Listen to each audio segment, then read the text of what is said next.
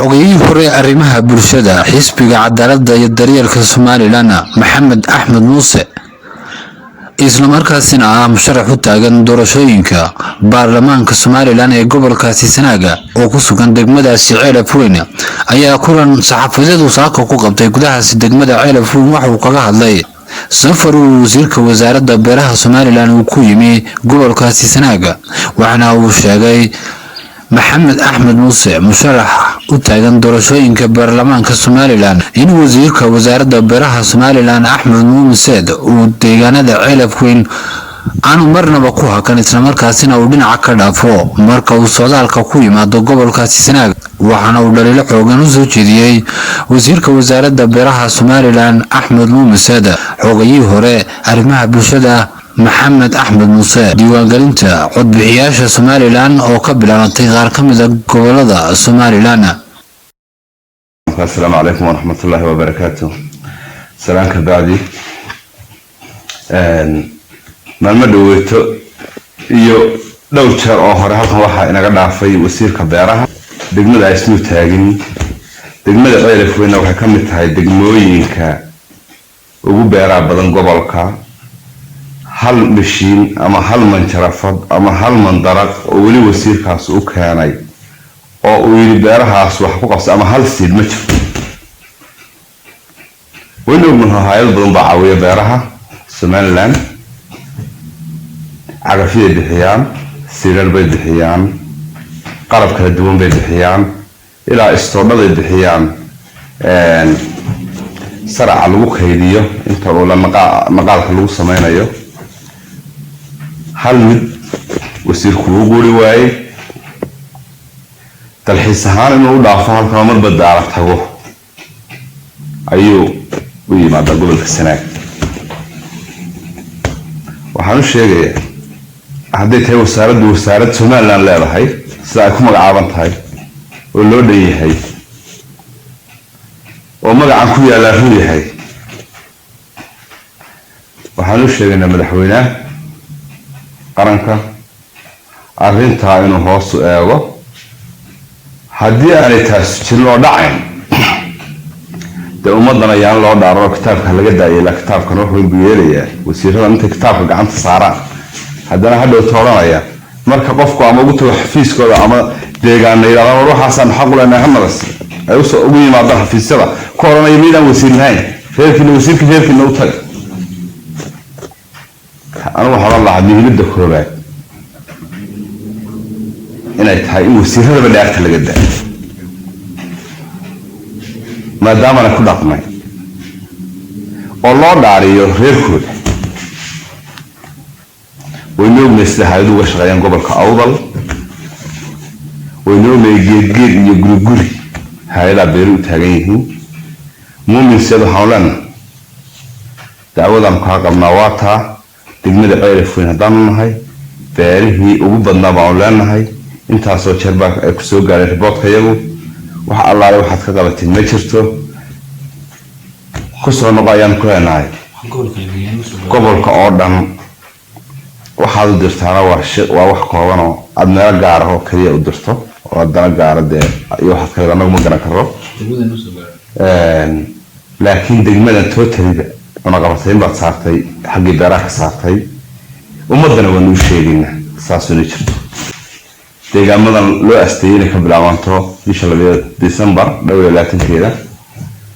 قدامي كوشنك بقى ندرنا وحيه ما دام أنا مشرحينتي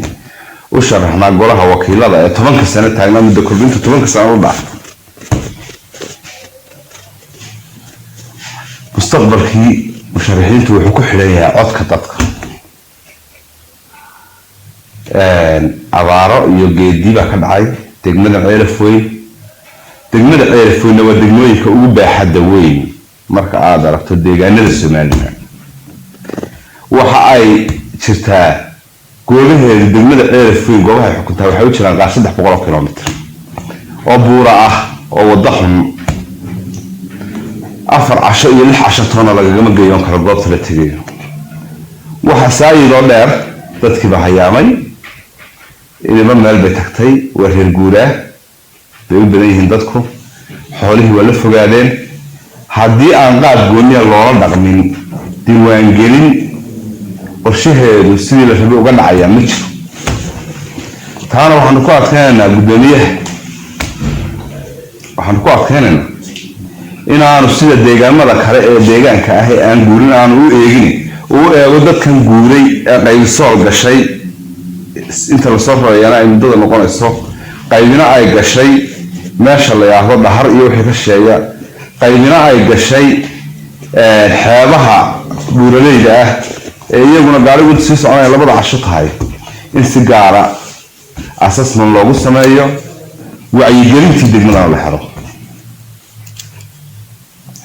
waayo dego isku mid maaha deegaanada Soomaaliya, haddii mid walba intaasi ka dhacaysaa midna dee inta ay ka dhacaysaaba ku badan, midna maba kuma dhici karto intaa daa iyo labalaabka kuma dhici karto. marka waxaan u sheegayaa commissionku waa dalku ku dhashay oo uu joogaa oo uu garanaya inuu qiimeynta deegaanada mid walba qiimaheeda uu xisaabta ku darsado. haddii la waayo taa ay dhici weydo uma aragno inay cadaalad tahay, waxaanu aragnaa inaanay degmadan lagu taageerin xilliga diiwaangelin. degmadan waa degmo xasaasiya, waa degmo ballaaran, dadkeedu badan yahay, xad waxay leedahay belbela tog dheer meesha laga sool iyabana inay leedahay waxaan filaya xagga badda.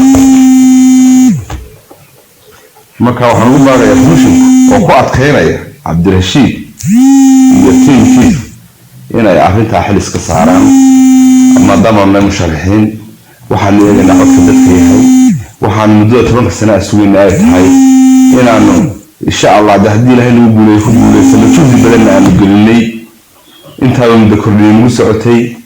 dowladana waxaan ugu baaqayaa inay arrintaa xil iska saarto soo ururinta dadka, waayo dadka Soomaaliya deegaanadana way kala ogtahay ay soo dhaafto galbeedka oo deegaanada galbeedka inta soo dhaafto dowladdu.